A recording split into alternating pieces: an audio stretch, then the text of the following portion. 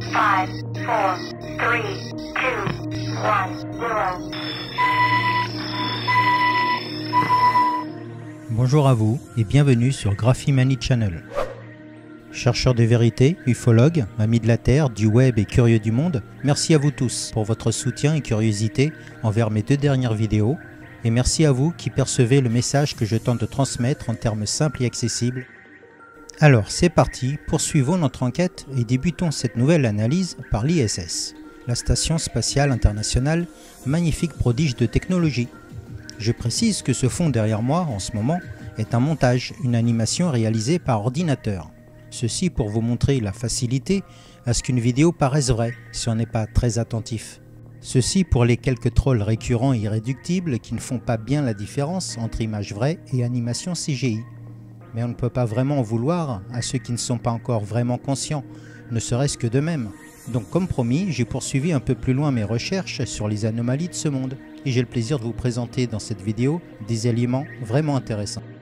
On m'a renvoyé depuis ma dernière vidéo, bien sûr, une montagne de liens divers, renvoyant à ce genre d'images comme celle que vous regardez en ce moment, pour me démontrer et justifier que ces images de la Terre étaient soi-disant réelles et vraies.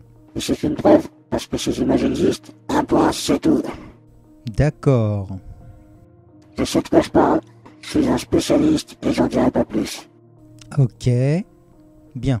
Parlons-en plutôt entre nous alors, si vous le voulez bien. Une des belles récentes installations sur l'ISS est nommée la coupole. C'est comme une tourelle qui permet une vision panoramique à 360 degrés depuis l'ISS, orbitant au-dessus de notre planète. Le pied que ça doit être, et j'imagine quel beau et incroyable panorama.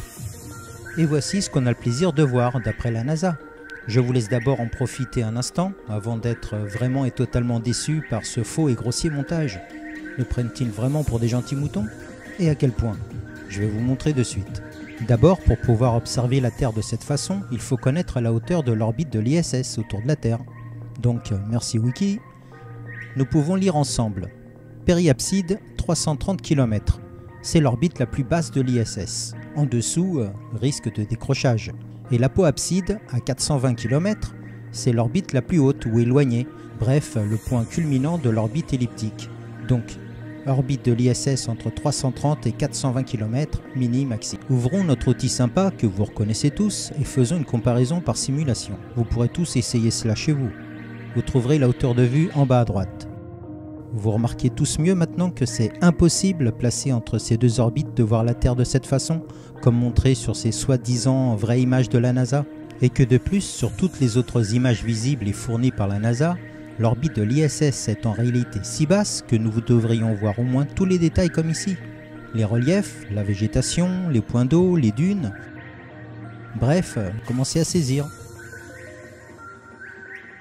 Mais passons à mieux encore. Repassons encore cette vidéo depuis la coupole, juste pour vérifier à quelle distance il faudrait monter en orbite de l'ISS pour voir la Terre ainsi.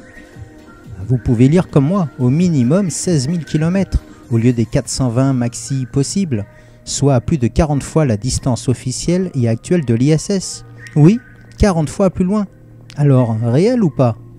Mais de plus, regardez bien le mouvement de rotation de la Terre à travers les hublots de la coupole. Et comparons avec une simulation de la rotation de la Terre, que je place avec le même sens de rotation bien sûr. Et regardez bien, le parallélisme avec la rotation de la Terre, les continents, et regardez à nouveau ceux des hublots de la NASA, les uns par rapport aux autres. Vous ne remarquez rien? Tous en différents sens, entrecroisés? Mais que nous font les graphistes de la NASA? À votre avis? Pendant bien longtemps, j'étais comme vous, fervent admirateur de la NASA et de leurs capacités technologiques, j'avoue. Et comme vous, ou du moins comme certains parmi les plus curieux, depuis que j'ai commencé à regarder d'un œil moins contemplatif leurs documents, photos et vidéos, bref à regarder d'un œil vraiment plus cartésien, tout un tas d'anomalies, d'incohérences ont commencé à surgir. Je dirais même à jaillir au regard, et surtout maintenant à ma conscience. Poursuivons maintenant par des extraits de sorties d'astronautes dans l'espace depuis l'ISS. Sortie nommée EVA, ici l'émission numéro 30 et 42. Vous ne remarquez rien vraiment? Ou plutôt n'entendez-vous rien de particulier? Et à propos, comment se propage le son dans le vide de l'espace? Vous pouvez lire comme moi. Alors que pensez de tout cela? De plus, de multiples expériences démontrent et confirment cela aisément.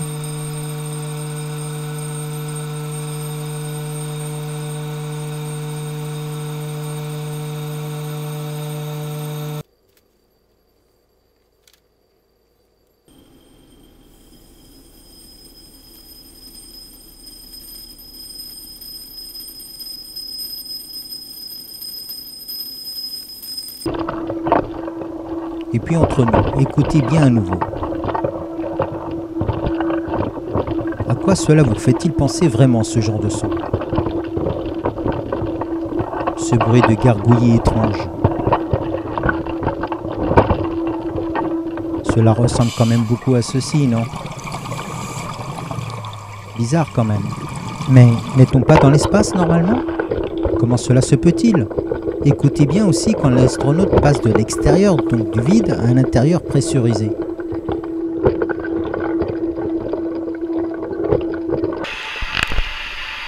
Ben, plus de bulles. La différence est flagrante. Alors dans le vide de l'espace, réellement ou pas, d'après vous? Bref, de quoi se poser pas mal de questions sur l'ISS. La vue de la Terre, la distance de vision depuis la cupola, on va dire bizarre ou anormal. Et on a en plus maintenant le son étrange enregistré sur une GoPro, alors que dans le vide, pas de son normalement. Mais que de plus, ce son ressemble vraiment beaucoup à une plongée sous-marine. Mais ils ne peuvent pas être dans l'eau à bord de l'ISS. Pas comme lors des entraînements sur Terre quand même. La NASA ne peut nous faire une chose pareille. Et ne serait-ce pas des bulles? Oui, ici. Et encore ici. Et que voit-on là? Un plongeur en bouteille dans l'ISS, dans l'espace. Que dire? Que penser avec tous ces indices et faits surprenants? Passons maintenant à une autre série tout aussi étrange de la NASA. Nous avons tous vu ces belles images de levée de terre vues depuis la Lune, que ce soit avec les anciennes missions Apollo ou la sonde japonaise Kaguya plus récemment. Déjà, regardez bien. On remarque que la Terre a de multiples et différentes tailles selon les clichés ou les années.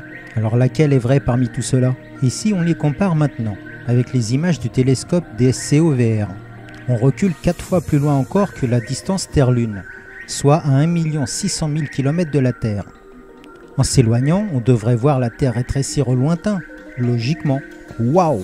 Plus on s'éloigne et plus la Terre grossit. À ce point. Donc, sur la Lune, de près, on voit comme ceci, avec la Terre au loin.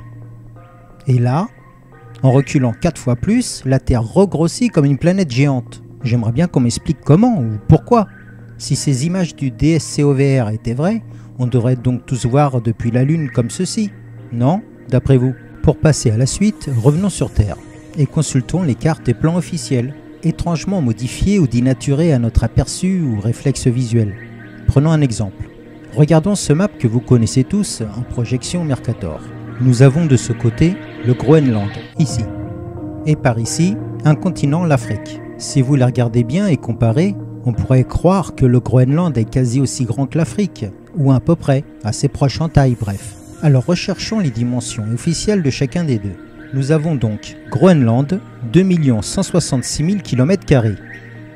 Et l'Afrique, 30 millions de km². Tiens, bizarre, à vous de me dire. Bref, l'Afrique devrait être 15 fois plus grande que le Groenland, ou bien l'inverse, le Groenland 15 fois plus petit. Une erreur minime de 3 à 5%, pourquoi pas? Mais 1500% d'erreur ou de marge d'erreur, c'est du costaud quand même. Allez, encore un exemple vite fait. Cette fois-ci, la Russie est comparée toujours à l'Afrique. Bon, à première vue, la Russie semble environ 2 fois plus grande que l'Afrique. Recherchons donc la superficie de la Russie. Voilà, 17 millions de km². Et toujours 30 millions pour l'Afrique. Donc en réalité, la Russie est presque 2 fois plus petite que l'Afrique, et non l'inverse, comme suggéré par ces cartes. Cherchez aussi de votre côté, vous en trouverez d'autres. Bien sûr, c'est de la projection Mercator qui déforme les tailles, mais à ce point, c'est pas évident à comprendre. D'un réflexe visuel jusqu'à l'empreinte de notre inconscient, il n'y a qu'un petit pas.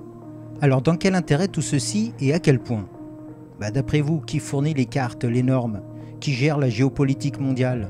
Revoyez mes 2 dernières vidéos, il y a les indices. Et enfin, une dernière anomalie, une vraie perle à propos de l'ISS.